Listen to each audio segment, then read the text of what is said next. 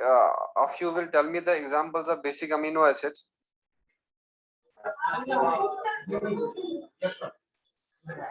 कौन कौन सा था बेसिक अमीनो एसिड?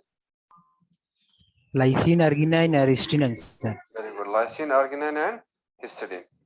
चलो अब जाके हमें नेक्स्ट वाला जो है, मैंने आप लोगों को लास्ट क्लास में बताया था अल्फा हेलिकल स्ट्रक्चर, और अल्फा हेलिकल स्ट्रक्चर बताया था मैंने, it is form due to the coiling of a protein chain around a common axis.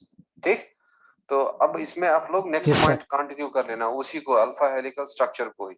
तो अल्फा हेलिकल स्ट्रक्चर में आप लोग नेक्स्ट पॉइंट लिख लेना, it is stable due to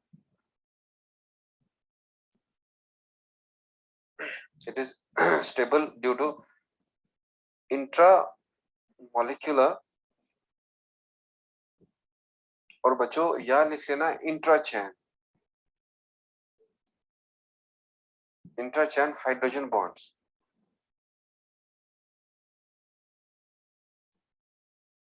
It is stable due to intramolecular या intrachain hydrogen bonds, but it also contains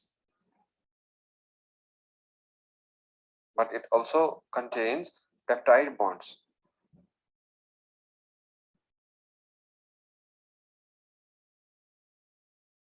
तो जो भी बच्चा लेट आया है, मैं यहाँ थोड़ा रिपीट करता हूँ, हमें लास्ट क्लास में अल्फा हेलिकल स्ट्रक्चर हेडिंग करा था, उसी अल्फा हेलिकल स्ट्रक्चर को हमें कंटिन्यू करना है, और आप लोगों को ये वाला पहला पॉइंट लिखना है। तो अब देखो next point, hydrogen bonds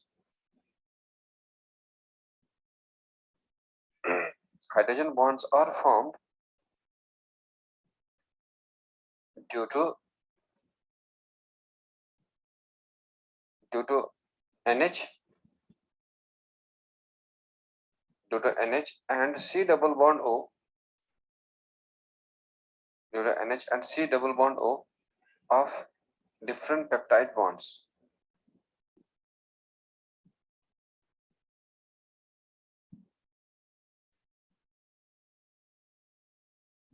Hydrogen bonds are formed due to NH and CO of different peptide bonds. अब देख लो बच्चों, मैं आप लोगों को पहले स्ट्रक्चर बता दूंगा, और उसके बाद जो है आप लोग इसको थोड़ा सा और समझ लेंगे। मैं यहाँ पे क्या करूंगा, एक कॉइल वाला स्ट्रक्चर बता दूंगा मैं। सपोज ये एक प्रोटीन का चैन है, और ये प्रोटीन का चैन जो है अब कॉइल बना रहा है ऐसे, और इसने यहाँ एक कॉइल बना दिया, सपोज यहाँ पे दूसरा आया, और मे भी यहाँ से तीसरा कॉइल आ गया। तो बच्चों अब ये कॉइल स्ट्रक्चर जो है, इसको हम लोग कहेंगे अल्फा हेलिकल स्ट्रक्चर। तो अब इस कॉइल वाले स्ट्रक्चर में क्या होगा, डिफरेंट अमीनो एसिड्स होंगे। सपोज मैं मान लूंगा यहाँ में ये पेप्टाइड बॉन्ड है, और ये पेप्टाइड बॉन्ड जो इधर में है, वो पेप्टाइड बॉन्ड बताया था मैंने आप लोगों को CO और NH के बीच में होता है, ये मैंने आप लोगों को सिखाया था। अब यहाँ में दूसरा पेप्टाइड बॉन्ड है, और ये दूसरा पेप्टाइड बॉन्ड का यहाँ में C डबल बॉन्ड O है, और ये दूसरे पेप्टाइड बॉन्ड का NH है इधर। तो बच्चों ये तीसरा पेप्टाइड बॉन्ड है इधर, और ये तीसरा पेप्टाइड बॉन्ड का C डबल बॉन्ड O है, और ये तीसरा इसका NH है। अब देखो यहाँ पे जो ये पेप्टाइड बॉन्ड है, याद रख लेना दिस वन। मैं आप लोगों को लास्ट क्लास में सिखाया था कैसे पेप्टाइड बॉन्ड बनता है। अब इस साइड एक अमीनो एसिड है, इस साइड दूसरा अमीनो एसिड है, ये आप लोगों ने सीखा हुआ है। मैं अब अमीनो एसिड को नहीं दिखा रहा हूं, मैं खाली पेप्टाइड बॉन्ड को दिखा रहा हूं। अब देखो ये N के साथ ये हाइड्रोजन अटैच है, और ये O जो है ये इलेक्ट्रोनेगेटिव है, और ये N भी इलेक्ट्रोनेगेटिव है। तो ये O मोर इलेक्ट्रोनेगेटिव है देन दिस नाइट्रोजन। तो अब जो ये O है ये थोड़ा सा गुंडागर्दी दिखाएगा, और नाइट्रोजन को कहेगा मैं तुम्हारा हाइड्रोजन खींचना चाहता हूँ, और इस हाइड्रोजन को खींचना स्टार्ट करेगा। तो बच्चों जो ही ये ऑक्सीजन इस हाइड्रोजन को खींचना स्टार्ट करेगा, तो इसमें ये नाइट्रोजन छोड़ेगा नहीं हाइड्रोजन को, ये कहेगा कि मैं भी पकड़े रहूंगा, मैं छोड़ूंगा नहीं। और लाइकवाइज, और ये हाइड्रोजन को खींचेगा यहाँ से ऑक्सीजन, और बच्चों उधर से नाइट्रोजन छोड़ेगा नहीं। तो अब जो ये बॉन्ड है जो इन दोनों के बीच में बनता है, और इसको हम लोग कहते हैं हाइड्रोजन बॉन्ड।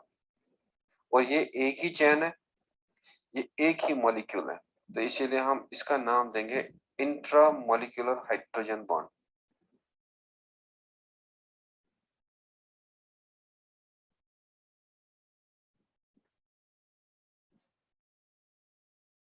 अब धीरे धीरे यहाँ में और बॉन्ड्स होंगे, वो और बनाएंगे। सपोज मैं यहाँ पे दिखाऊंगा कि ये एक और पेप्टाइड बॉन्ड है, तो मैं मान लूंगा ये पेप्टाइड बॉन्ड का सपोज CO है और ये पेप्टाइड बॉन्ड का यहाँ में NH है।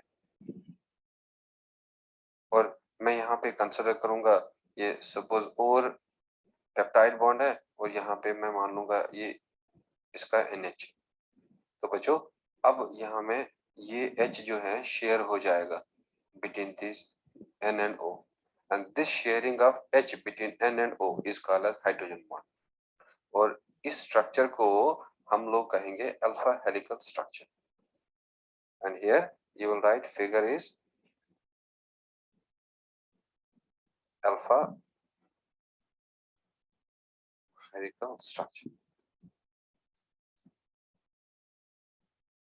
अमाइनो एसिड कौन से बॉन्ड से कनेक्टेड रहेंगे?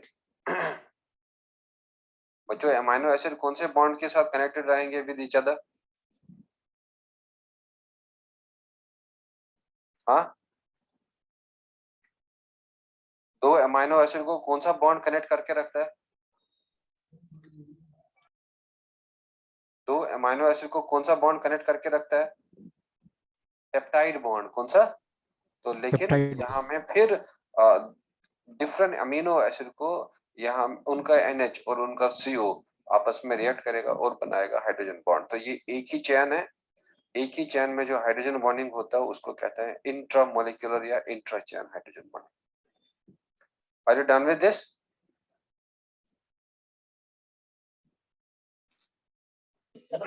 Yes sir. चलो अब आप लोग नेक्स्ट पॉइंट लिख लेना उधर और लिखो इसमें right handed alpha helix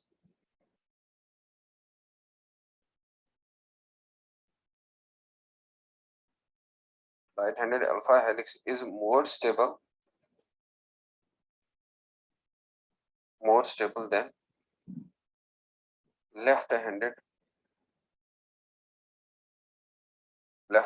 alpha helix। और इसमें लिख लेना 10 in nature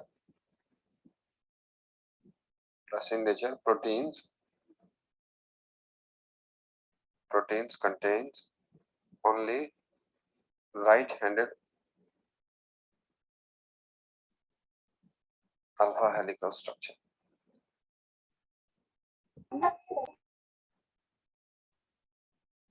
और बच्चों ये पॉइंट आप लोगों को NCERT से याद रखना है। अब आप कहेंगे सर ये लेफ्ट हैंडेड राइट हैंडेड क्या होता है? तो देखो लेफ्ट हैंडेड राइट हैंड क्या होगा। देखो अगर मैं सपोज यहाँ में एक प्रोटीन चेन ले लूं और उस प्रोटीन चेन को मैं लेफ्ट की ओर कॉइल कराऊं ऐसे लेफ्ट, और ये वापस मुड़ेगा और लेफ्ट की ओर जाएगा, ये वापस मुड़ेगा लेफ्ट की ओर जाएगा, ये वापस आएगा लेफ्ट की ओर जाएगा। तो अगर मैं प्रोटीन चेन को राइट की ओर से स्टार्ट करा ऐसे राइट जा रहा हूँ और ये वापस मुड़ के राइट आएगा और राइट आएगा, तो बच्चों ये वाला प्रोटीन चेन जो है इसको हम लोग कहते हैं लेफ्ट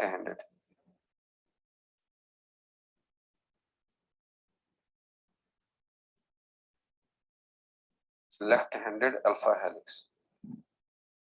और जो ये वाला है इसको हम लोग कहते हैं राइट हैंडेड अल्फा हेलिक्स।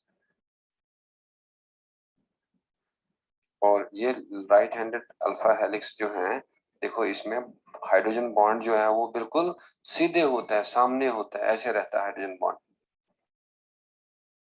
ऐसे रहेगा, पूरा हाइड्रोजन बॉन्ड रहेगा ऐसे। तो बच्चों यहाँ में हाइड्रोजन बॉन्ड सीधे रहेगा, स्ट्रेट रहेगा, हाइड्रोजन बॉन्ड यहाँ स्ट्रेट रहेगा। और लेकिन इसमें हाइड्रोजन बॉन्ड स्ट्रेट नहीं रहता है, इसमें हाइड्रोजन बॉन्ड थोड़ा टिल्टेड रहता है ऐसे, और इसमें हाइड्रोजन बॉन्ड का ओरिएंटेशन अच्छा नहीं होता है। और अब जिसमें हाइड्रोजन बॉन्ड का ओरिएंटेशन अच्छा होगा क्या वो स्टेबल होगा, या वो जिसमें हाइड्रोजन बॉन्ड अच्छा नहीं होगा वो स्टेबल होगा? हाँ,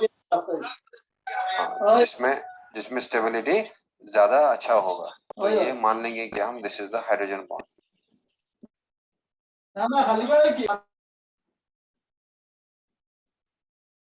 ये this is the hydrogen bond here and this is the hydrogen bond. अब आप लोग याद रख लेना ये राइट हैंडेड वाला जो है स्टेबल होता है लेफ्ट हैंडेड से, तो इसीलिए नेचर में जितने भी प्रोटीन है उनका right handed alpha helical structure होगा, और ये एनसीईआरटी ने लिखा है। देखो राइट हैंडेड लेफ्ट हैंडेड मतलब कैसे करेंगे आप लोग फिजिक्स में भी पढ़ेंगे इसको, right handed thumb rule, left handed thumb rule. तो देखो अगर मैं राइट हैंड ऊपर रख लूंगा थंब, और देखो ये जो फिंगर है ना कर्ल फिंगर्स, और जो ये कर्ल ऑफ फिंगर रहेगा ऐसे रहेगा, तो इसको हम लोग कहेंगे राइट हैंडेड। और अगर आप लेफ्ट हैंडेड का थंब ऊपर रख लेंगे और जो ये कर्ल ऑफ फिंगर का डायरेक्शन रहेगा ये, तो इसको हम लोग कहेंगे left handed alpha helical structure. तो आई होप आप लोगों को समझ आया होगा। तो अब आप लोग ये याद रख लेना कि राइट हैंडेड वाला ही ज्यादा स्टेबल होता है लेफ्ट हैंडेड से। अब हमें देखना है कि वो एग्जाम्पल प्रोटीन का जिनमें right handed alpha helical structure होता है। तो अब आप लोग हेडिंग कर लेना वहां में proteins having alpha helical structure.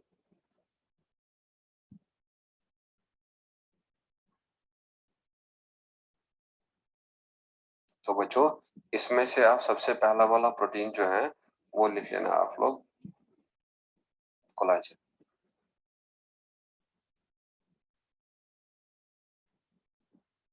और कोलाजन में आप लोग लिख लेना, पहला मैं एनसीईआरटी का पॉइंट लिखाऊंगा। सो लिख मैंने इट इज द प्रोटीन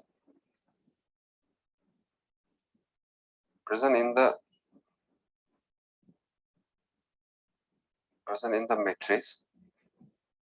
और बच्चों मैट्रिक्स को हम ऑल्सो कहते हैं ग्राउंड सब्सटेंस, ग्राउंड सब्सटेंस या और कहता है intercellular substance.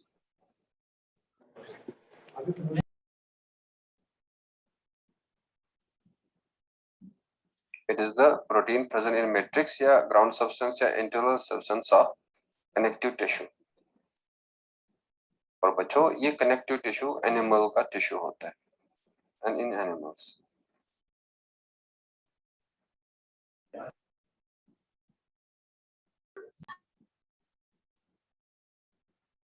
Are you done with this? No, sir.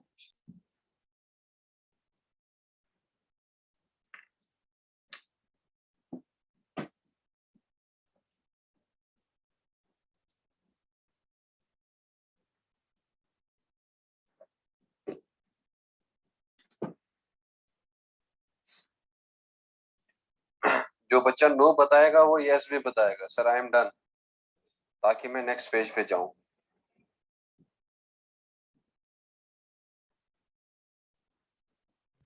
Done. हाँ सो अब देख लो बच्चों यहाँ पे सर कोलाजन रह जो गया है, सर थोड़ा। हाँ ठीक है, अब जल्दी लिख लो। आप लोग थोड़ा रेस्पॉन्स शो कर लो, मुझे लग रहा है कि आप लोग नॉन रेस्पॉन्सिव हो। सो या तो इधर जो है मैक्सिमम बच्चा शायद माइक्रोफोन बंद करके रख ला है, लेकिन जो बच्चा माइक्रोफोन ऑन कर सकता है और वो रेस्पॉन्स शो करेगा। और यहाँ पे ये होगा alpha helical structure.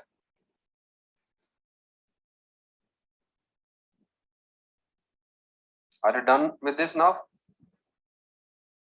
Yes, sir. Yes sir. हाँ तो अब देखो बच्चों इसमें हमें एनसीईआरटी का एक पॉइंट ऐड करना है। सो देखो it has triple helical structure। It has triple helical structure that is discovered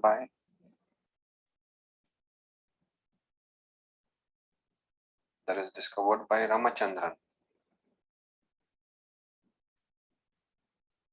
और ये पॉइंट भी आप लोगों को एनसीईआरटी से याद रखना है। जब आप सेल बायोलॉजी वाला पार्ट देखेंगे एनसीईआरटी, तो सेल बायोलॉजी के बिगिनिंग वाला पेज जो है उसमें एनसीईआरटी ने ये पॉइंट लिखा है कि कोलाजन का ट्रिपल हेलिकल स्ट्रक्चर होता है और उसका ट्रिपल हेलिकल स्ट्रक्चर रामचंद्रन ने डिस्कवर किया और जो इंडियन साइंटिस्ट। तो अब देखो बच्चों, कुछ ऐसे होगा इसका स्ट्रक्चर। सपोज ये एक हेलिक्स है, ठीक है, और कंसिडर करेंगे हम ये दूसरा हेलिक्स है, और यहाँ में हम लोग कंसिडर करेंगे ये इसका तीसरा हेलिक्स। तो दैट मीन्स इस कोलाजन में आप लोग याद रख लेना, एक ही हेलिक्स नहीं होता है और इसमें 3 हेलिक्स होते हैं, और रामचंद्रन ने इसको डिस्कवर किया। तो नेक्स्ट पॉइंट आप लोग लिख सकते हैं, it is the most abundant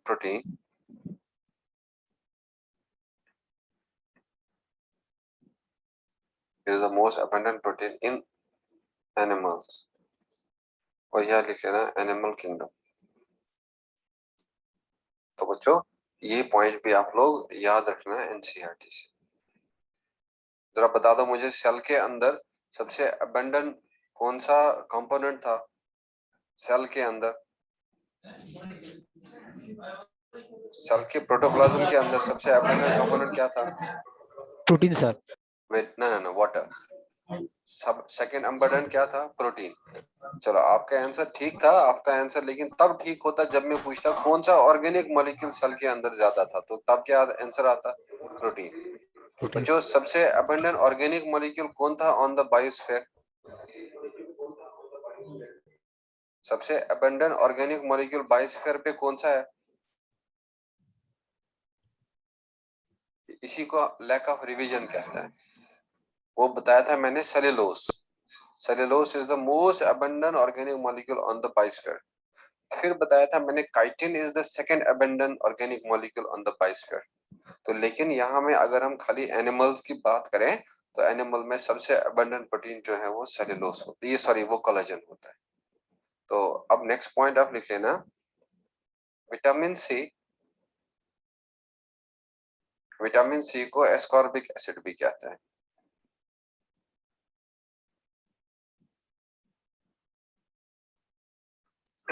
Vitamin C means ascorbic acid acts as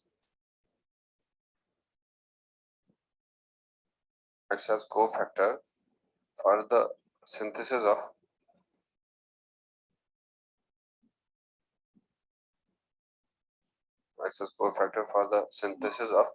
collagen। और फुल स्टॉप करके लिखना 10 deficiency of vitamin C, deficiency of vitamin C leads scurvy।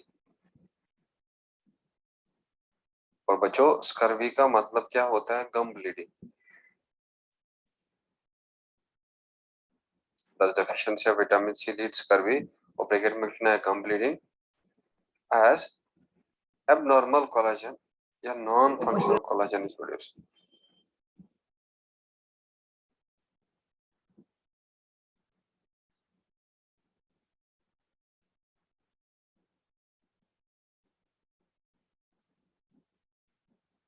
बच्चों विटामिन सी जो लेमन में होता है, संतरे में होता है, गावा में भी होता है, मतलब उन फ्रूट्स को जिनमें विटामिन सी होता है उनको सिट्रस फ्रूट्स कहता है। तो विटामिन सी हमारी बॉडी में बहुत जरूरी है, क्योंकि कोलाजन का जो ये कनेक्टिव टिश्यू में होता है वो कोलाजन बनता है उसके प्रेजेंस में। अब अगर विटामिन सी का डेफिशिएंसी होगा तो कोलाजन नहीं बन पाएगा, अच्छा नहीं बनेगा, उसका स्ट्रक्चर नॉन फंक्शनल बनेगा। तो वो नॉन फंक्शनल स्ट्रक्चर की वजह से क्या होता है, जो हम लोगों का गम्स होते हैं तो उनका ब्लड वेसल लूज रहता है और वहां से ब्लड लीक होना होता है, और वो ब्लड लीक होना गम से जब विटामिन सी का डेफिशिएंसी हो जाए तो उसको स्कर्वी कहते हैं, और या स्कर्वी का मतलब कम ब्लीडिंग होता है, और जो विटामिन सी के डेफिशिएंसी से होता है। Are you done with this? Yes sir. और ये आप लोगों के लिए इंपॉर्टेंट पॉइंट है। अब बता दो विटामिन सी के डेफिशिएंसी से कौन सा बीमारी होगा? गम ब्लीडिंग। हाँ, गम ब्लीडिंग का नाम क्या है? स्कर्वी नाम है। और स्कर्वी क्यों होगा? क्योंकि कोलाजन अच्छा नहीं बनेगा। तो क्योंकि विटामिन सी जरूरत होता है कोलेजन के सिंथेसिस में। तो नाउ ये था पहला प्रोटीन और जिसके अंदर ये हेलिकल स्ट्रक्चर होता है। और कौन सा हेलिकल? 3 हेलिकल स्ट्रक्चर होता है इस कोलेजन में। तो बच्चों अब आप लोग नेक्स्ट वाला जो है तीसरा सेकेंड एग्जांपल लिखना है इस प्रोटीन का, और वो सेकेंड एग्जांपल प्रोटीन का you can write there keratin.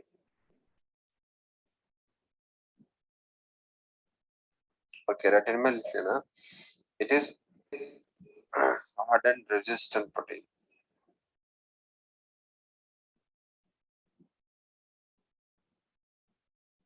It is hard and resistant protein rich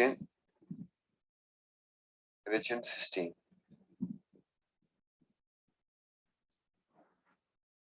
और इसमें एक अमाइनो एसिड मैंने आपको सल्फर कंटेनिंग अमाइनो एसिड बताया था, और वो सल्फर का अमाइनो एसिड का नाम था सिस्टीन।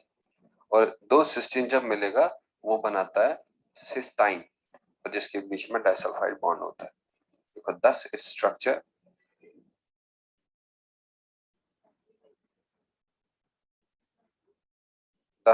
structure is stable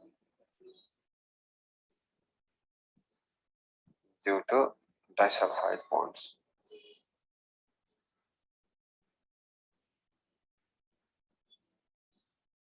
तो बच्चों नेक्स्ट पॉइंट लिख लेना it is present in hair में भी होता है ये, और बच्चों नेल्स में भी रहता है, और जो बर्ड्स का फिदर है उसमें भी रहता है, और जो एनिमल्स के हॉर्न्स होते हैं उनमें भी रहता है। सो केराटिन हार्ड प्रोटीन है, रेजिस्टेंट प्रोटीन है, बिकॉज इसमें सिस्टीन बहुत ज्यादा होता है। और जब सिस्टीन सिस्टीन मिलता है बनाता है सिस्टाइन, और जिसके अंदर डाइसल्फाइड बॉन्ड होता है, और उसी डाइसल्फाइड बॉन्ड की वजह से इसका स्ट्रक्चर मेंटेन रहता है। और कहाँ रहता है? हेयर में, नेल्स में, फिदर में, हॉर्न्स में। और अब आप लोग तीसरा प्रोटीन जो है वो लिख लेना, ये केराटिन था, and now you will right about the myosin. और इस मायोसिन में लिख लेना it is a contractile protein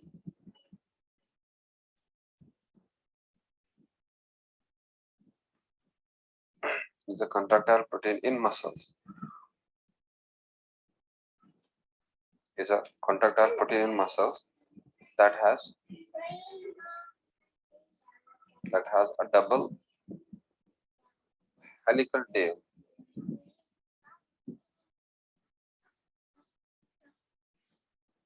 बच्चों ये ऐसे होगा, ये इसमें एक हेड होता है ऐसे, और उस हेड में जो है, उस हेड में अब यहाँ में ऐसे एक हेलिक्स रहता है, और यहाँ में दूसरा, अब यहाँ में ये हेड रहेगा, और इस हेड में भी यहाँ में एक दूसरा हेलिक्स रहता है, और ये इसके साथ यहाँ में कॉइल करता है। और इसीलिए हम लोग कहते हैं कि जो ये मायोसिन है इसमें एक डबल हेलिकल टेल रहता है।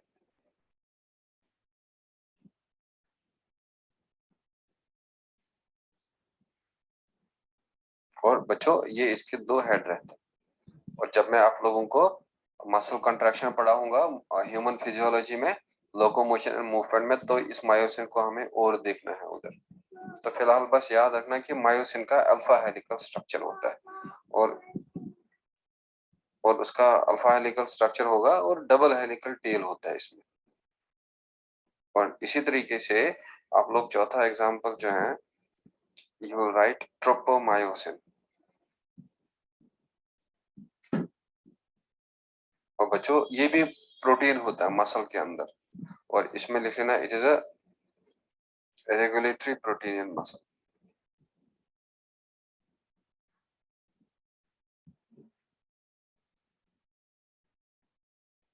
that has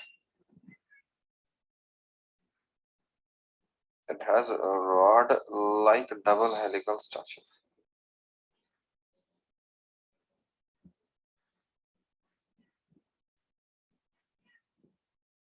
और इसका भी अगर आप स्ट्रक्चर देखेंगे डबल हेलिकल होगा, एक हेलिक्स ऐसे होगा, और उसी के साथ दूसरा हेलिक्स वाइंड होगा।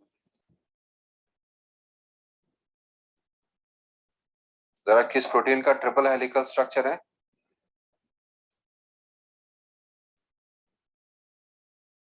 जो किस प्रोटीन का ट्रिपल हेलिकल स्ट्रक्चर है?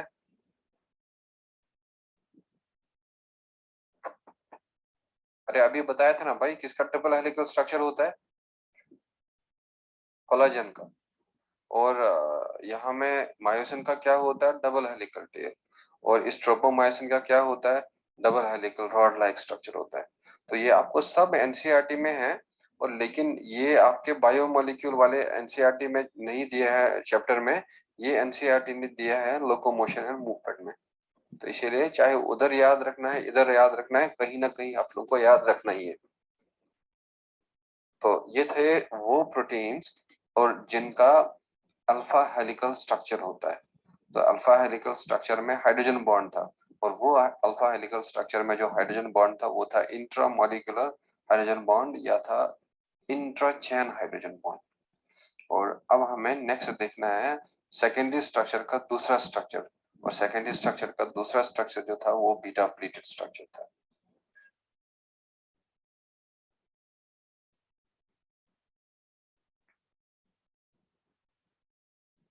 बीटा प्लीटेड स्ट्रक्चर, और यह लिख लेना बीटा प्लीटेड शीट।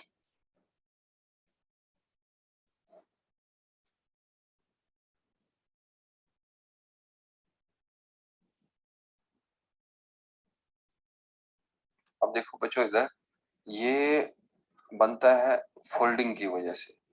देखो it is formed due to the folding of protein chain.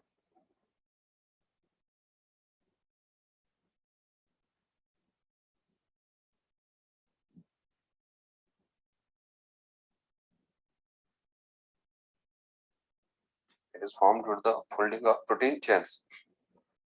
और बच्चों अब जब ये प्रोटीन चेन फोल्ड होगा तो देखना है हमें अब इसमें कौन सा बॉन्डिंग जो है इसका स्ट्रक्चर को स्टेबिलिटी देगा। सो लिख लेना it is stable, it is stable due to intermolecular. और बच्चों यहाँ आप लिख सकते हैं इंटरचेन भी, interchain hydrogen bonds.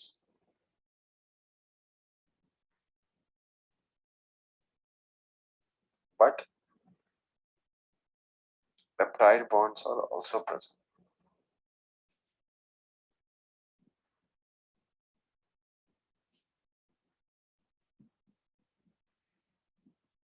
But peptide bonds are also present. It is formed due to the folding of protein chains. It is stable due to intermolecular या intra-chain hydrogen bond. और उधर में था इंट्रा, इधर में है इंटर। उधर में था इंट्रा चैन, यहाँ में है इंटर चैन। तो यहाँ में ये डिफरेंस है। तो अब देख लो बच्चों इधर मैं आप लोगों को ऐसे आप समझा दूंगा। अगर सपोज मैं ये मान लूंगा कि ये प्रोटीन चैन है, और इस प्रोटीन चैन में मैं कंसिडर करूंगा ये एक प्रोटीन चैन है, और ये मैं लाऊंगा दूसरा प्रोटीन चैन, और सपोज ये मैं इसका बाकी पार्ट बना रहा हूँ, और ये दूसरा प्रोटीन चैन है, और ये इस दूसरे प्रोटीन चैन के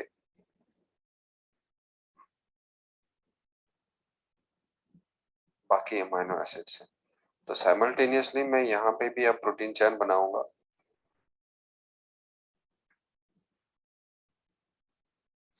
और बच्चों इस प्रोटीन चैन को मैं थोड़ा ऐसे बनाते जाऊं।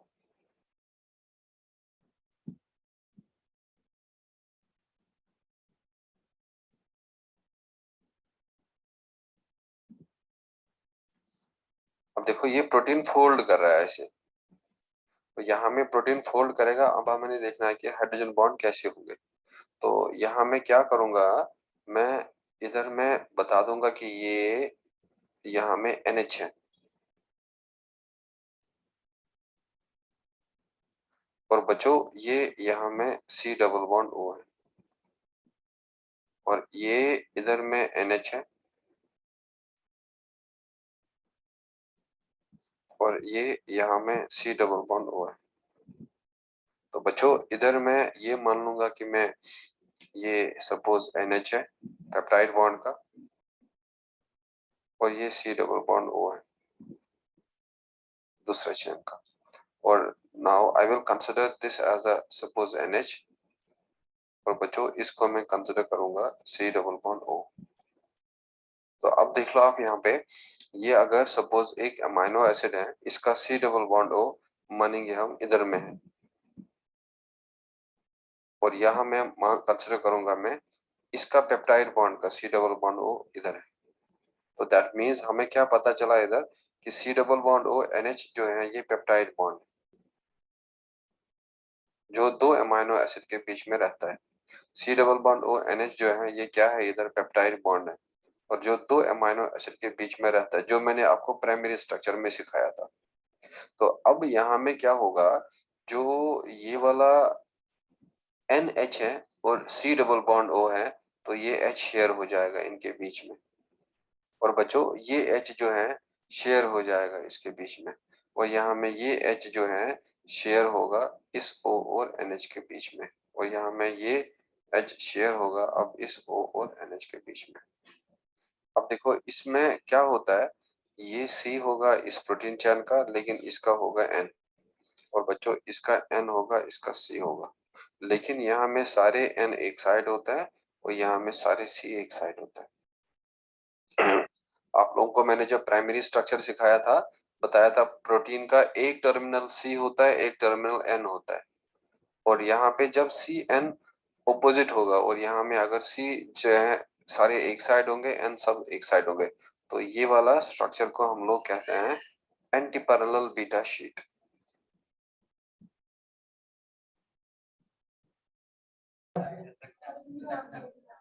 और जो ये बॉन्ड है इसको हम लोग कहेंगे इंटर मॉलिक्यूलर हाइड्रोजन बॉन्डिंग।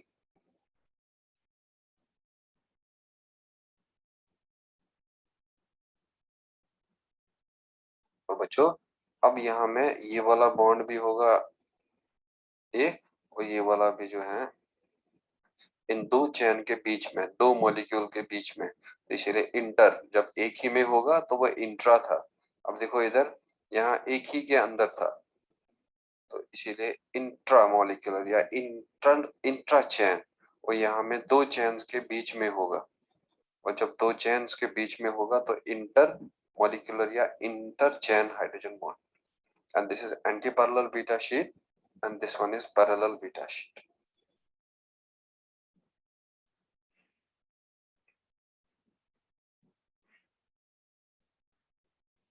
और इसीलिए हम लोग यहाँ पे लिखेंगे कि बीटा शीट दो तरह का होता है। देखो beta pleated structure,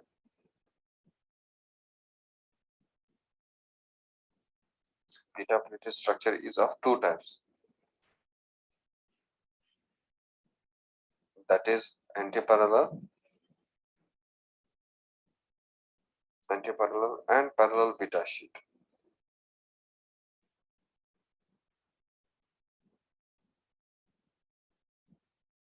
beta sheet दो तरह का होता है, एक एंटी पैरेलल होता है और दूसरा पैरेलल बीटा शीट होता है।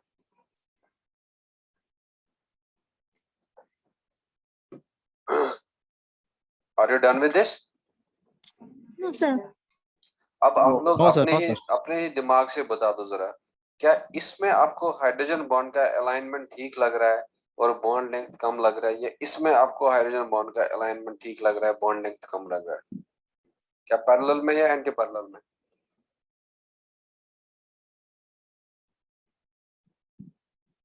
जितना Anti- बॉन्ड लेंथ कम होगा तो उतना स्टेबिलिटी ज्यादा आएगा। तो आप देख लो यहाँ में एंटी पैरेलल में बॉन्ड लेंथ कम है और बिल्कुल स्ट्रेट है, लेकिन यहाँ में क्या है, टिल्टेड है हाइड्रोजन बॉन्ड, तो इसीलिए नेचर में एंटी पैरेलल बीटा शीट जो है स्टेबल होता है as compared to the what, parallel beta sheet.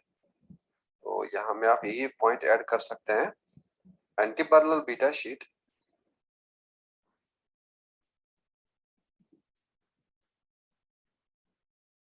anti-parallel beta sheet is more stable than parallel beta sheet.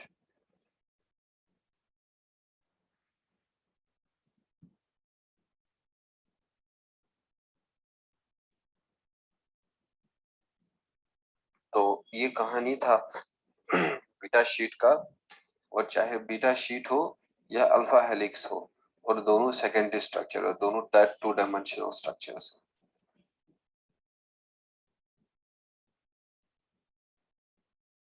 Are you done with this?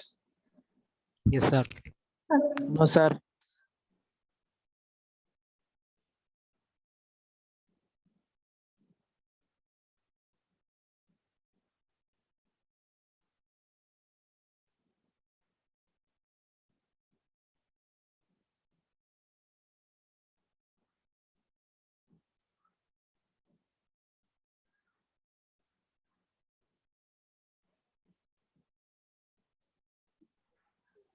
Finish, sir. Good. तो अब देखो बच्चों, यहाँ में हम एग्जांपल देखना है उस प्रोटीन का जिनमें बीटा प्लेटेड स्ट्रक्चर होगा। तो अब आप लोग लिख लेना एग्जांपल्स, और एग्जांपल्स में से पहला वाला एग्जांपल लिख लेना आप, silk फाइब्रियन।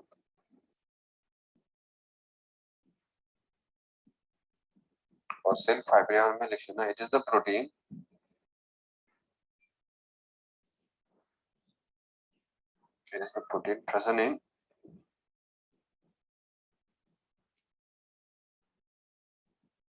present in spider web,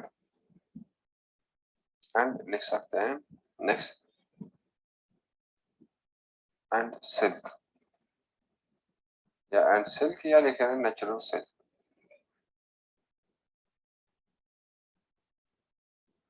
और वो नेचुरल सिल्क जो है वो प्रोड्यूस होता है सिल्क वर्म से।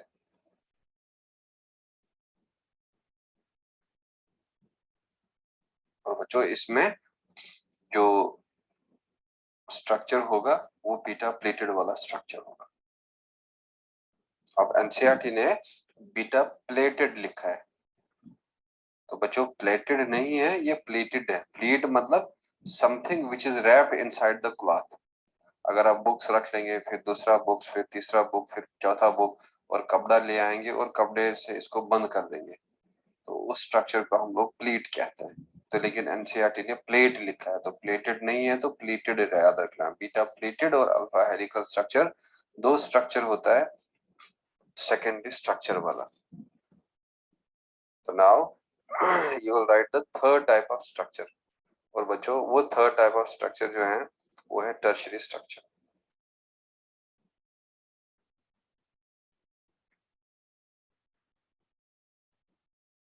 और टर्शियरी स्ट्रक्चर में लिख लेना, it is three-dimensional structure.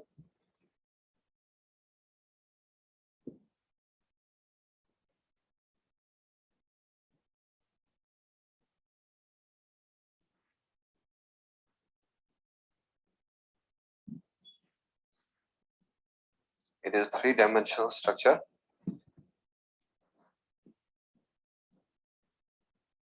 Three-dimensional structure that is formed due to the folding of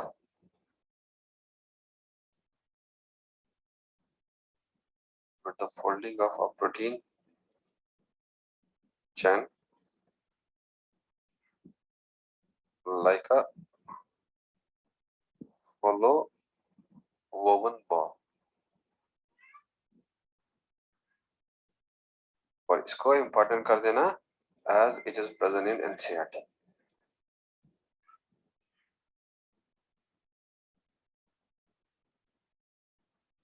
Clear?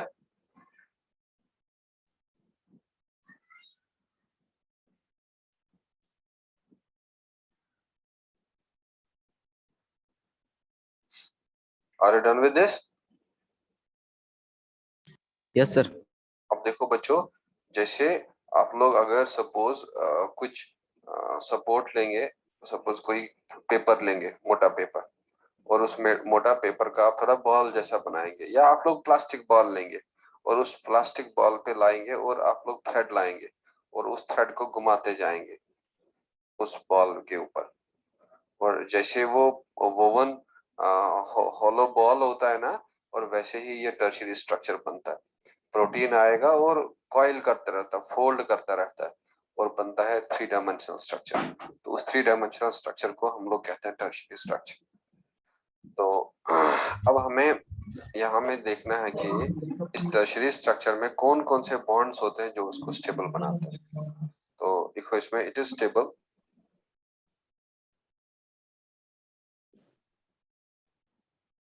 it is stable due to both covalent and non-covalent bonds.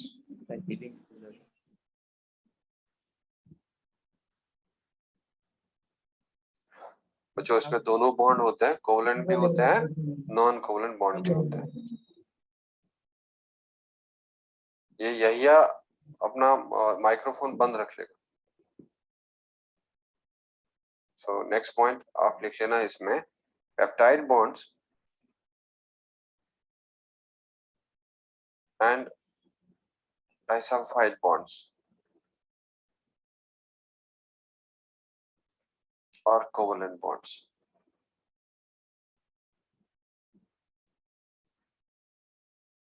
Peptide bonds and disulphide bonds और covalent bonds. और बच्चों इसमें आप लोग लिख लेना electrostatic interaction,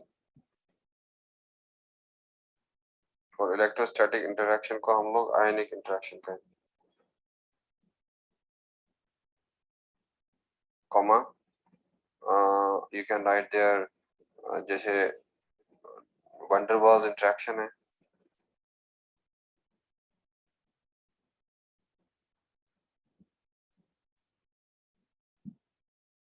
और hydrophobic interaction.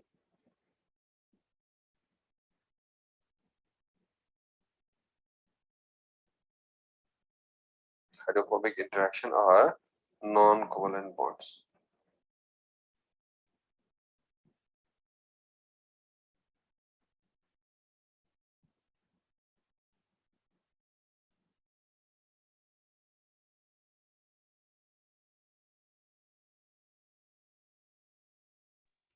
Sir example में 1 के बाद 2 पॉइंट नहीं किया सर।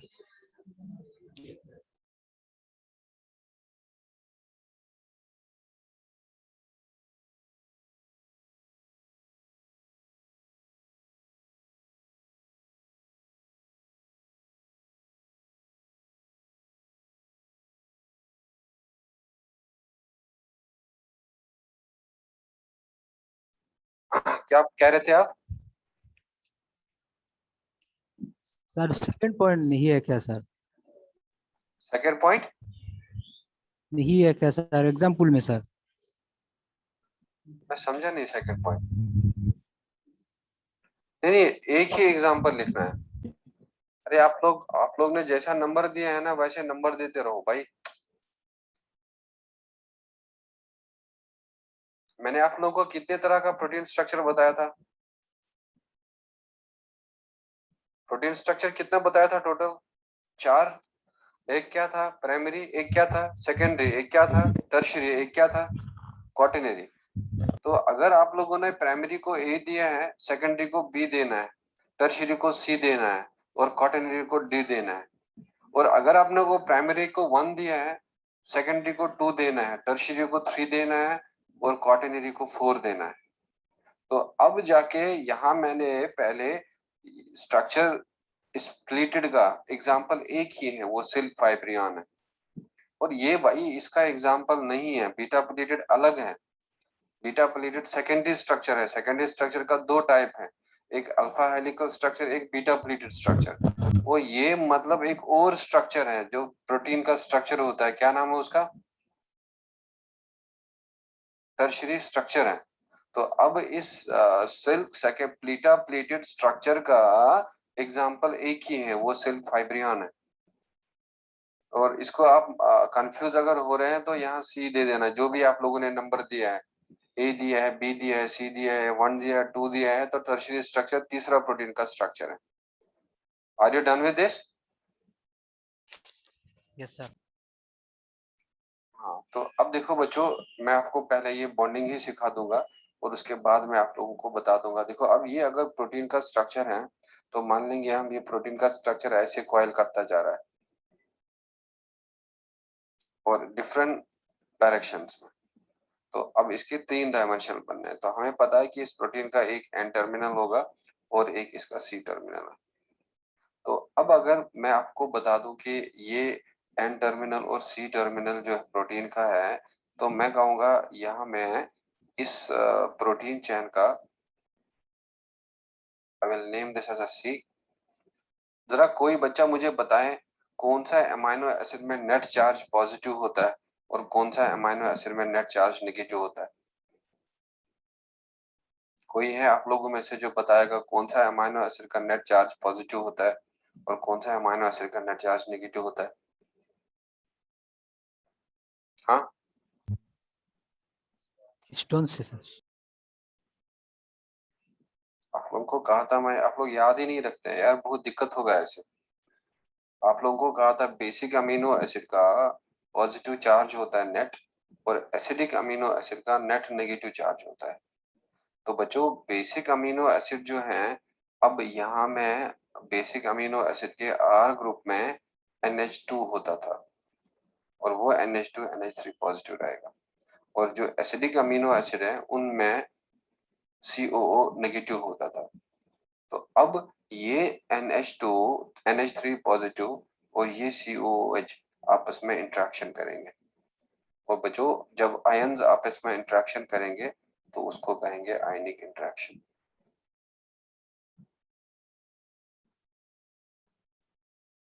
आप लोगों को कहा था मैंने डाइसल्फाइड बॉन्ड, कहा था जो सिस्टीन है उसका SH ग्रुप होता है और अगर यहाँ में सिस्टीन होगा उसका SH ग्रुप होगा।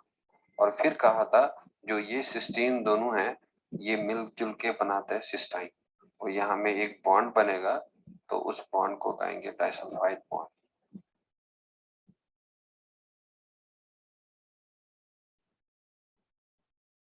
और बच्चों अगर यहाँ में सपोज एलानीन है अमाइनो एसिड और एलानीन में अगर आप लोगों को याद होगा बताया था CH3 होता है साइड चेन और अगर आप लोगों को वेलिन का याद होगा वेलिन का बताया था CH और वेलिन का बताया था CH3 और वेलिन का बताया था CH3 इधर से और ये अमाइनो एसिड वेलिन है और ये एलानीन है इधर और ये इसका साइड चेन में खाली बना रहा हूँ। तो बच्चों जो ये बॉन्डिंग हो रहा है इधर आपस में आ रहा है ये दोनों और इसको हम लोग कहते हैं हाइड्रोफोबिक इंटरेक्शन।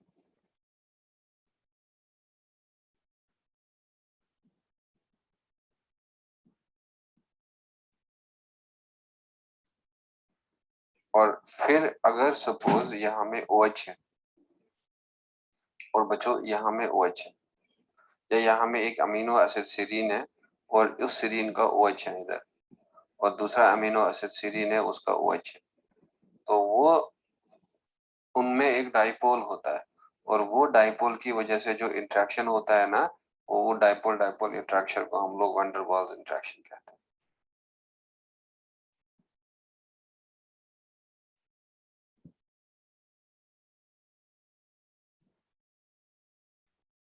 और ये यहाँ में फिगर है and this figure is tertiary structure.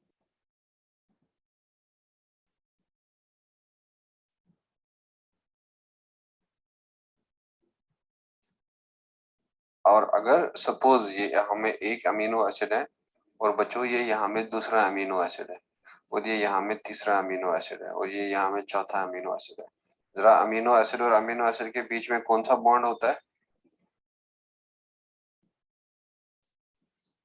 Amino acid और अमीनो एसिड के बीच में कौन सा बॉन्ड होता है? Peptide bond. पेप्टाइड बॉन्ड है। तो पेप्टाइड बॉन्ड तो होगा ही होगा और बाकी सारे बॉन्ड होंगे जो इस स्ट्रक्चर को स्टेबल कर देता है और ये यहाँ में अमीनो एसिड होगा और इनमें मैंने अमीनो एसिड बताया बट साइड चेन बताया खाली। और कैसे होता है अमीनो एसिड वो मैंने आपको प्राइमरी स्ट्रक्चर में बॉन्डिंग दिखाया था।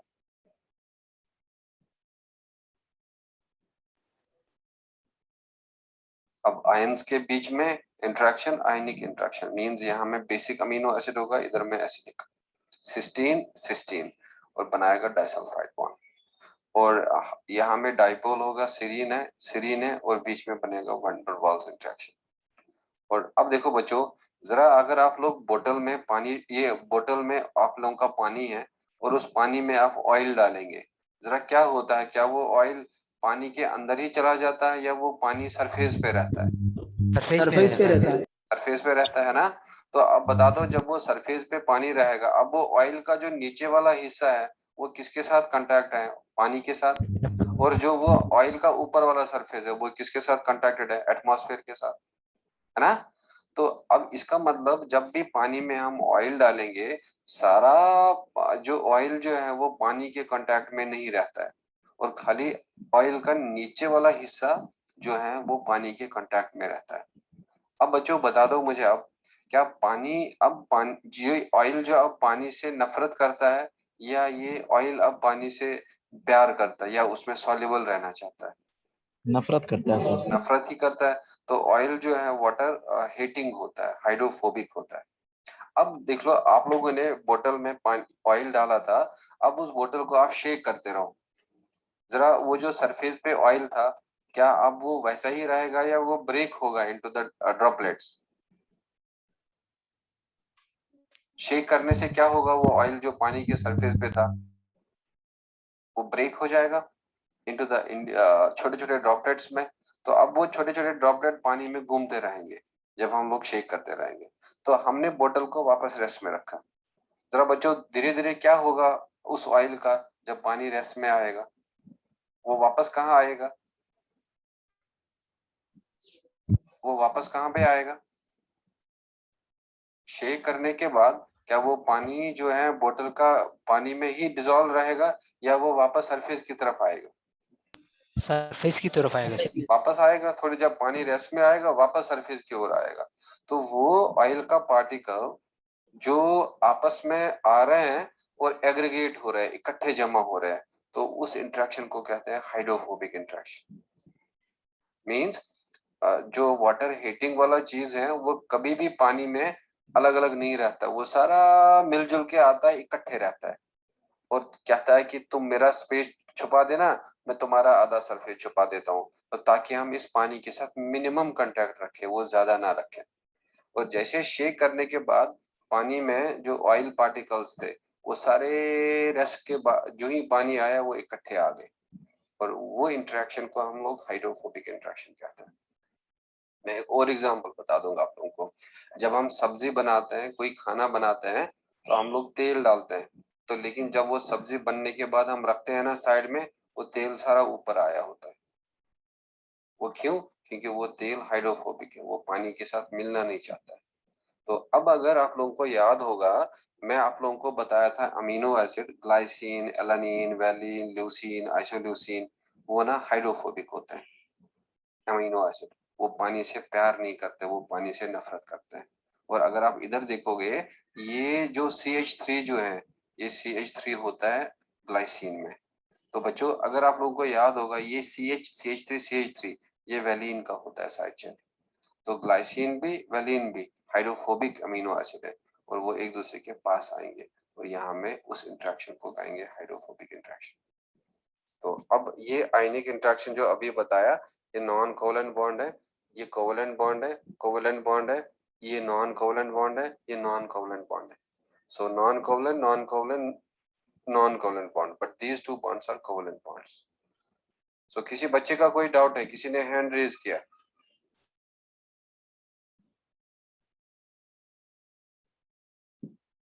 तो अब ये मैं नेक्स्ट पेज में चला जाऊं? हाँ सर। हाँ, तो ये था टर्शियरी स्ट्रक्चर का। तो अब हमें थोड़ा एनसीईआरटी का एक पॉइंट देखना है टर्शियरी स्ट्रक्चर का। तो लिख लेना tertiary structure,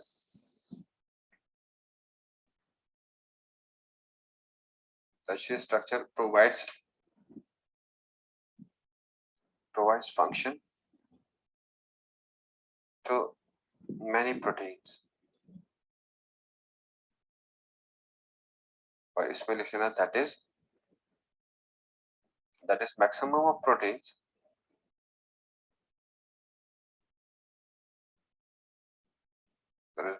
proteins are functional in their tertiary structure।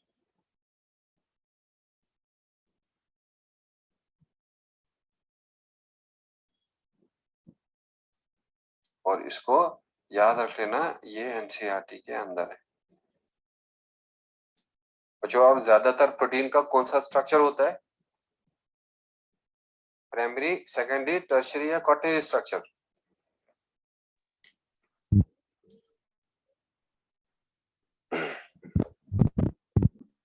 कौन सा स्ट्रक्चर होता है मेनली प्रोटीन्स का? प्राइमरी, सेकेंडरी, टर्शियरी या क्वाटरनरी स्ट्रक्चर? टर्शियरी स्ट्रक्चर होता है। Tertiary structure provides function to many proteins, that is maximum of proteins are functional in their tertiary structure. तो primary, अगर याद होगा आपको कोलेजन का बताया था, केराटिन का बताया था, मायोसिन का बताया था, ट्रोपोमायोसिन का बताया था। सेकेंडरी का याद होगा बताया था सिल्क फाइब्रियन। तो अब हमें देखना है यहाँ में क्या क्या एग्जाम्पल्स होंगे जिन प्रोटीन के अंदर टर्शियरी स्ट्रक्चर होगा।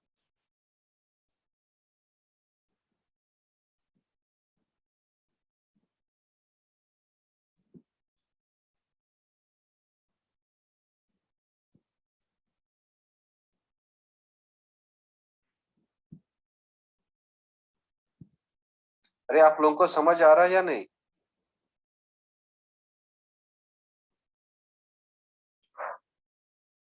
बच्चों समझ आ रहा है आप लोगों को या नहीं?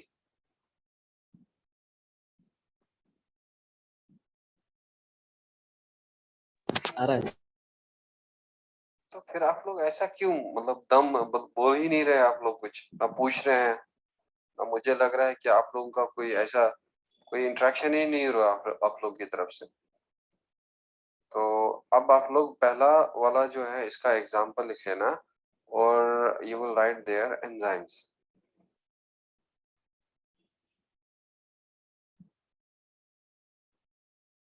और बच्चों इसमें आप याद रख लेना, एंजाइम्स आर प्रोटीन्स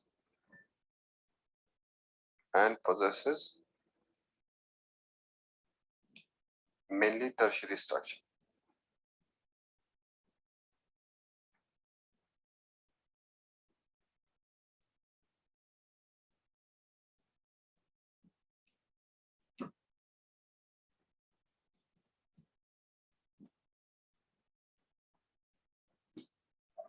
बच्चों एंजाइम्स प्रोटीन्स ही होता है और एंजाइम्स का भी ज्यादातर टर्शियरी स्ट्रक्चर होता है।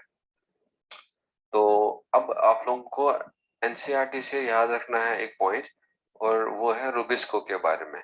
तो यहाँ पे लिख लेना रूबिस्को, और रूबिस्को का फुल फॉर्म क्या है? Ribulose 1,5-बिसफॉस्फेट।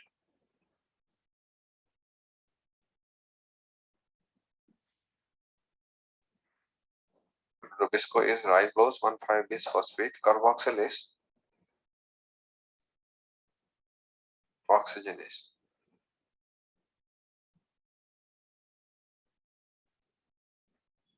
Rubisco ribose 1,5-bisphosphate carboxylase oxygenase is a photosynthetic enzyme.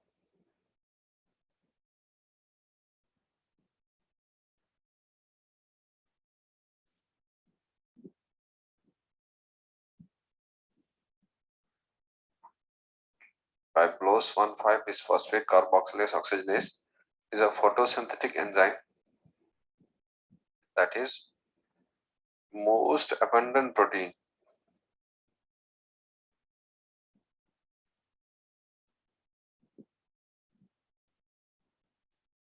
on whole biosphere.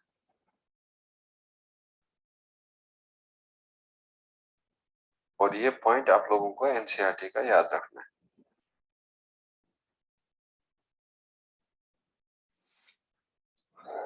चलो बता दो मुझे, कौन सा सबसे अबंडेंट ऑर्गेनिक मॉलिक्यूल है on biosphere? Which is the most abundant organic molecule on biosphere?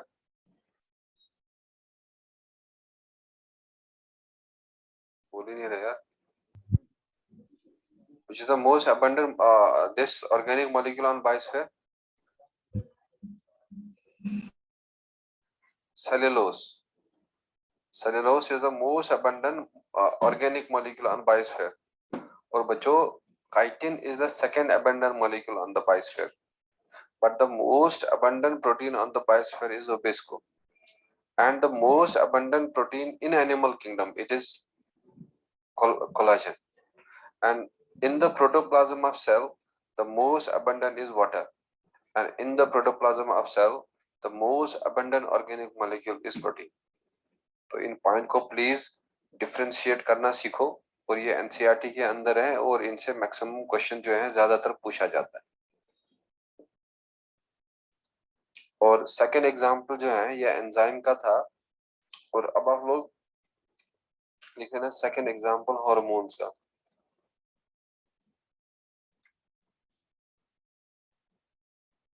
देखो the protein hormones, the protein hormones also possesses tertiary structure.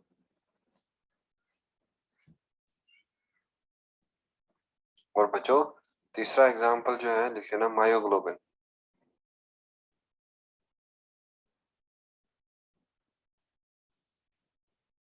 और मायोग्लोबिन में लिख लेना it is an oxygen transporter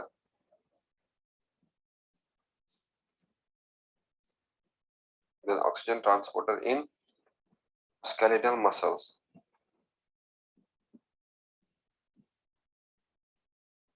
Is an oxygen transporter in skeletal muscle. तो इसमें लिख लेना आप it transports and stores oxygen.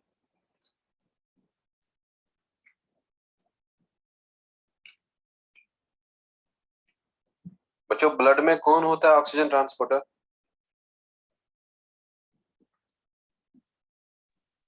Which is the oxygen transporter in blood?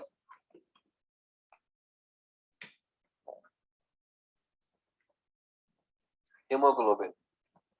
Haemoglobin oxygen transporter होता है ब्लड में, लेकिन जब हेमोग्लोबिन ब्लड हमारे मसल को देता है ऑक्सीजन, तो मसल के अंदर मायोग्लोबिन होता है, और फिर वो मसल के अंदर ऑक्सीजन को आगे आगे बढ़ाता है और प्लस स्टोर भी करता है।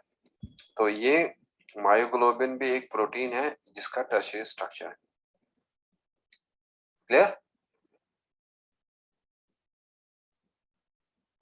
सो इसमें लिख लेना it is a protein having tertiary structure.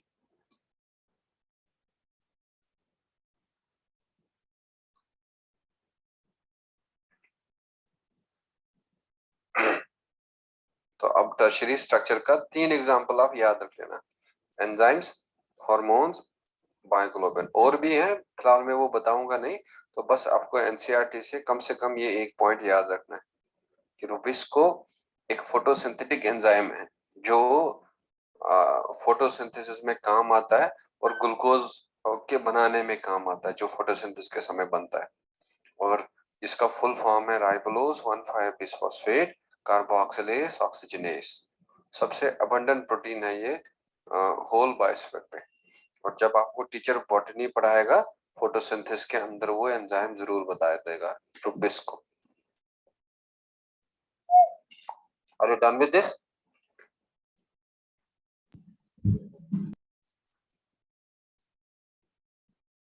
तो ये बच्चों टर्शियरी स्ट्रक्चर था। तो अब हम लोग नेक्स्ट वाला देखेंगे, जो चौथा वाला स्ट्रक्चर है वो है quaternary structure.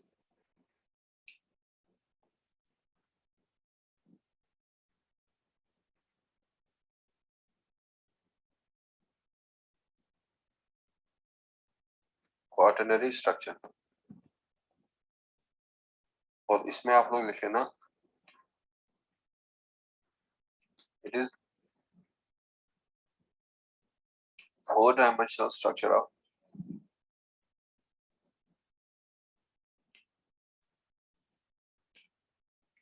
a protein that has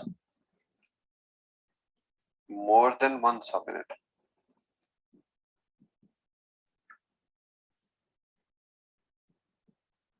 और सबयूनिट को हम लोग शॉर्टली मोनोमर्स भी कहते हैं।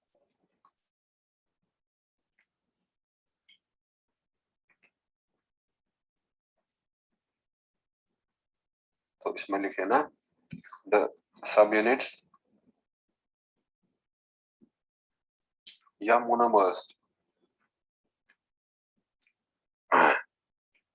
of quaternary structure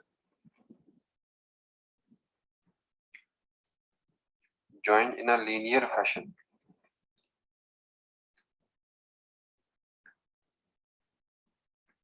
so that to form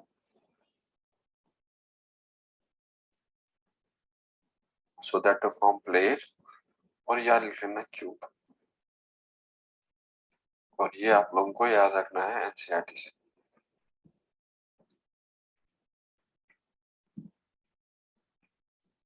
और इसमें लिख लेना it is stable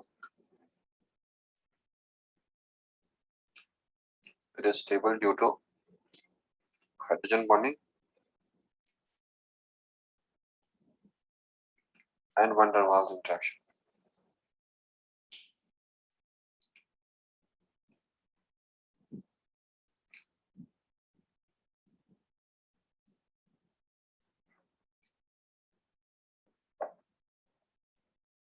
hydrogen bond भी इसमें होता है और van der Waals इंटरेक्शन भी होता है और उसकी वजह से क्वार्टरनरी स्ट्रक्चर स्टेबल होता है। तो now what you will do, you will write here example of quaternary structure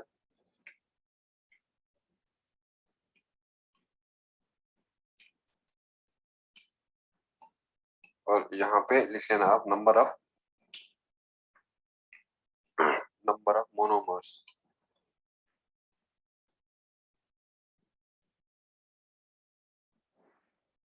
और बच्चों क्वाटरनरी स्ट्रक्चर का एग्जांपल हमें देखना है और प्लस हमें इसमें मोनोमर देखना है कितना है।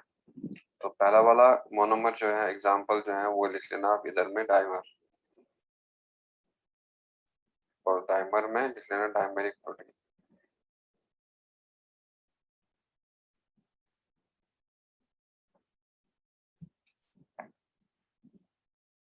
और इसमें दिख रहा है नंबर ऑफ मोनोमर्स 2 होगा। तो बच्चों साइमल्टेनियसली आप लोग लिख सकते हैं ट्राइमर और इसमें होगा 3 और देन क्या देख सकते हैं यहाँ पे सपोज टेट्रामर या टेट्रामेरिक प्रोटीन तो नंबर ऑफ सब यूनिट होगा 4 और यहाँ आप लिख सकते हैं पेंटामर या पेंटामेरिक प्रोटीन और उसका होगा 5। अब बता दो क्या quaternary means it is 4 dimensional या quaternary means it will contain only 4 subunits। बच्चों quaternary का मतलब है इसमें खाली 4 सबयूनिट होंगे या क्वाटरनरी मतलब इसमें 4 डायमेंशनल स्ट्रक्चर होगा। 4D हाँ क्वाटरनरी का मतलब है 4 डायमेंशन 4D और लेकिन सब यूनिट 2 भी हो सकता है 3 भी हो सकता है 4 भी हो सकता है 5 भी हो सकता है। तो अगर क्वाटरनरी स्ट्रक्चर में 2 सब यूनिट होगा डाइमर कहेंगे, 3 होगा ट्राइमर, 4 होगा टेट्रामर, 5 होगा pentamer. Are you done with this? अब देख लो एनसीईआरटी का एक डायग्राम हम लोग देखेंगे। तो वो एनसीईआरटी का डायग्राम हम ऐसे लेंगे सपोज ये एक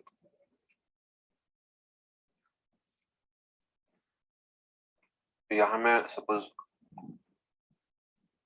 मोनोमर है तो बच्चों ये यहाँ में दूसरा मोनोमर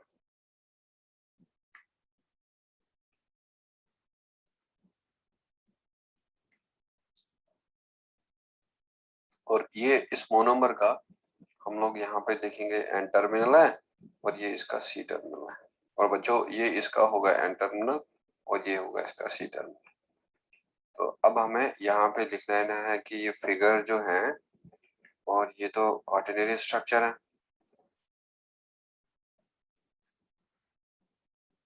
अब बता दो कौन सा क्वाटरनरी स्ट्रक्चर है, ये डाइमर है, ट्राइमर है, टेट्रामर है या पेंटामर है?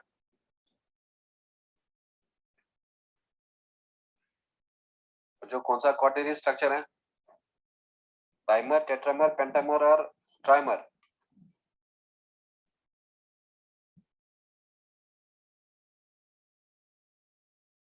तो ये डाइमर है क्योंकि इसमें ये एक मोनोमर होगा और बच्चों ये दूसरा मोनोमर है, और 2 मोनोमर होंगे तो डाइमर हो गया। अगर 4 होता तो ट्राइमर टेट्रामर होता, 3 होता तो ट्राइमर होता। तो इसमें आप एग्जांपल्स लिख लेना। आप examples of proteins possessing quaternary structure.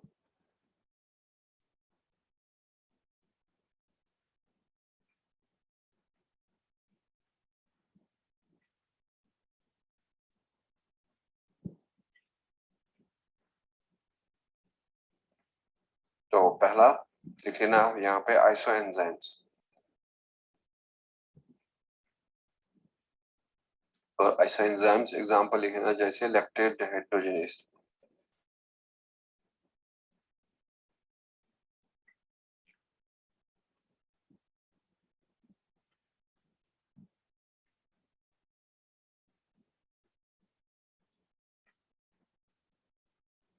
और आइसोएंजाइम्स क्या होते हैं? The enzymes, the different enzymes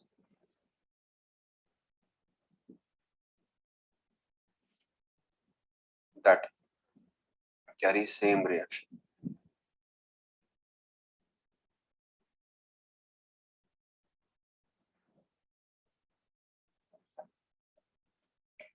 तो जो एंजाइम्स सेम रिएक्शन कैरी करते हैं उनको आइसोएंजाइम कहते हैं। देखो एंजाइम्स का मैंने आप लोगों को बताया था, एंजाइम्स का टर्शियरी स्ट्रक्चर होता है, तभी मैंने लिखा mainly possesses tertiary structure. Mainly क्यों लिखा मैंने? क्योंकि कुछ एंजाइम्स हैं जिनका क्वाटरनरी स्ट्रक्चर होता है और वो है आइसोएंजाइम्स। ये बेसिकली डिफरेंट एंजाइम है लेकिन सेम रिएक्शन कैरी करते हैं। और जब मैं आगे एंजाइम्स पढ़ाऊंगा थोड़ा उसको और एक्सप्लेन कर दूंगा आइसोएंजाइम को और इस एग्जांपल को। तो ये तो एक एग्जांपल हो गया इसका। और दूसरा एग्जांपल जो है you can write there haemoglobin.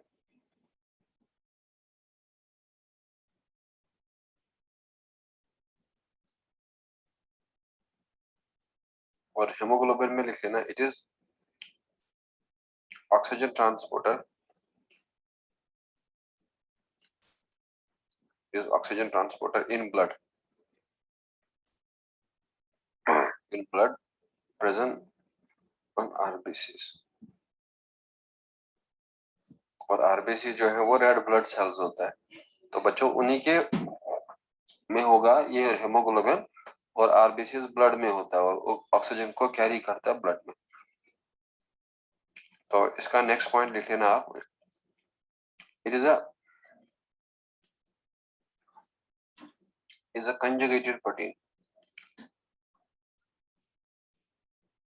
is a conjugated protein and a tetramer। बच्चों आप बता दो मुझे इस हेमोग्लोबिन में कितना टोटल सब यूनिट होगा अगर ये टेट्रामर है। अगर हेमोग्लोबिन टेट्रामर है तो कितना सब यूनिट होगा?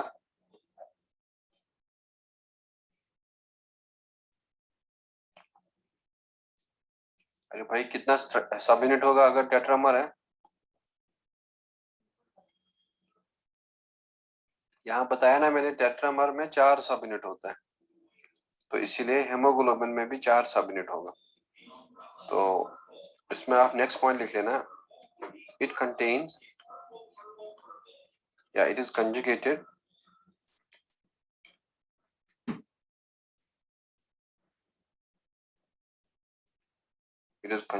protein as it contains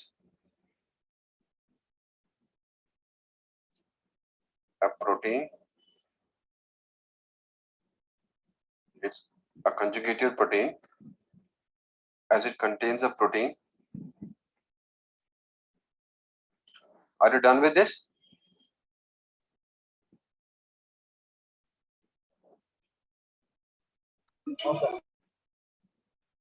Is a conjugated protein as it contains a protein part known as globin, and a non-protein part non-protein part known as heme.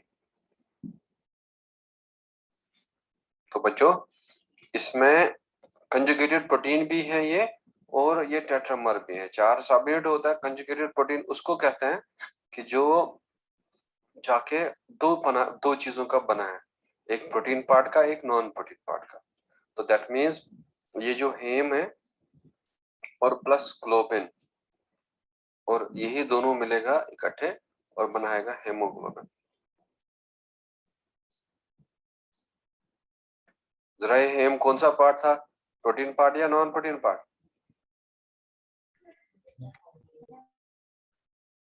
Non protein part. और ये globin क्या है? This is protein part. और बनेगा मिलजुल के, ये दोनों बनाएंगे हेमोग्लोबिन को, और जो फिर ब्लड में ऑक्सीजन को ट्रांसपोर्ट कराता है। तो यहाँ पे लिखेंगे हम ये एक कंजुगेटेड प्रोटीन है।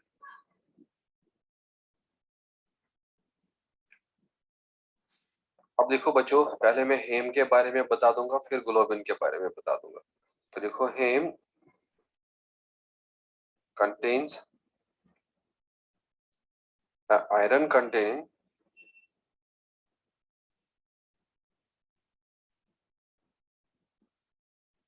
iron containing tetrapyrrole ring.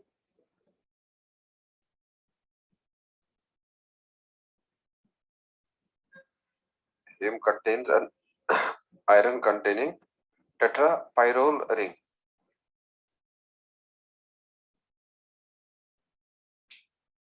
Clear? Heme contains an iron containing tetrapyrrole ring in which iron is present as Fe+2 और यह Fe+3। तो बच्चों वो नॉन प्रोटीन का नाम है टेट्रापायरोल, और उसके सेंटर पे आयरन रहता है। आयरन का ऑक्सीडेशन चेंज हो सकता है, Fe+2 हो सकता है, Fe+3 हो सकता है। और प्लस जब ये हेम मिलेगा ग्लोबिन के साथ, तो अब हम लोग देखेंगे वो ग्लोबिन में जो है कितने चेन्स होंगे। तो देखो इसमें Fe+2 binds with oxygen, and thus one hemoglobin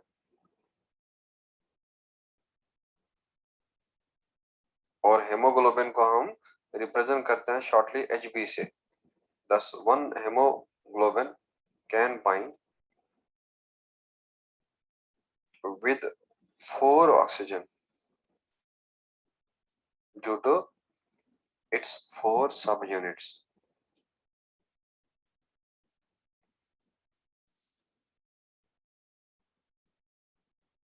Due to 4 subunits.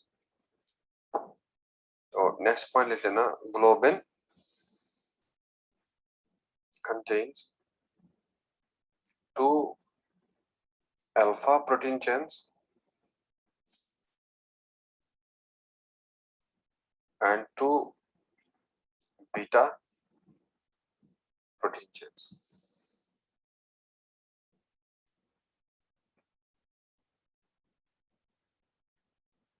Globin contains 2 alpha protein chains and 2 beta protein chains. अब बताओ टोटल कितना प्रोटीन चेन होगा हेमोग्लोबिन में? बच्चों टोटल कितना प्रोटीन चेन होगा? 4. That is hemoglobin contains 4 protein chains.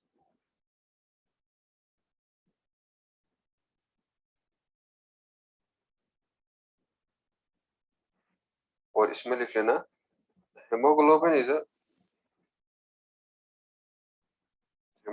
is a tetramer as it has 4 subunits.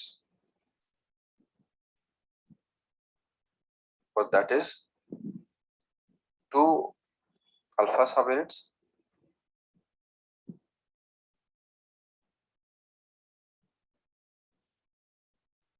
and 2 beta subunits। तो बच्चों ये एनसीईआरटी ने लिखा हुआ है, तो ये आप लोगों को याद रखना है एनसीईआरटी से।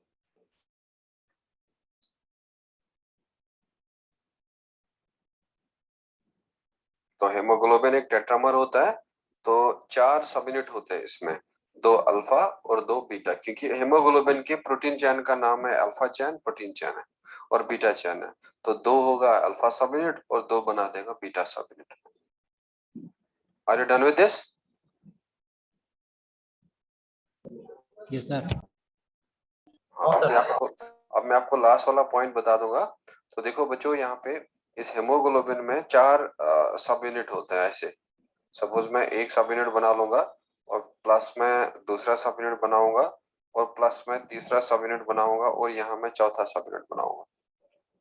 तो जो ये सब यूनिट है, इनका सेंटर पे ना ये टेट्रापायरोल रिंग है, तो इनका सेंटर पे जो है वहां में आयरन रहता है और वो आयरन जो है रहेगा Fe+2 में, और यहाँ में भी रहेगा Fe+2 और यहाँ में भी रहेगा Fe+2 और यहाँ में भी रहेगा Fe+2।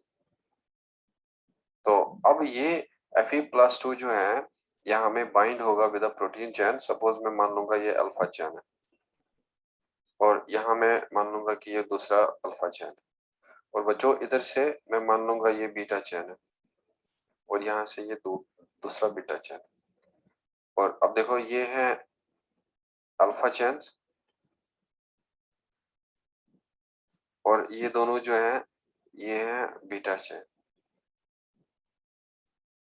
और अब देखो ये जो ऑक्सीजन है ये इस आयरन के साथ बाइंड होता है, एक ऑक्सीजन और यहाँ में दूसरा ऑक्सीजन और यहाँ में तीसरा ऑक्सीजन और यहाँ में चौथा ऑक्सीजन। अब बताओ एक हेमोग्लोबिन के साथ कितना ऑक्सीजन बाइंड हो सकता है? 4 ऑक्सीजन बाइंड होगा, क्योंकि इसमें 4 सब यूनिट है। सो हेमोग्लोबिन and its components। और इस रिंग को आप लिख सकते हैं कि दिस इज द टेट्रापायरोल रिंग।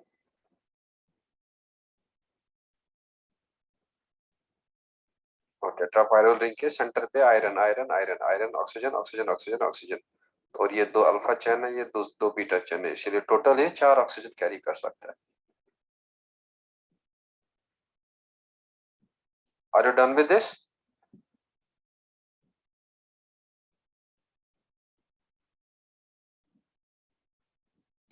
बच्चों हो गया?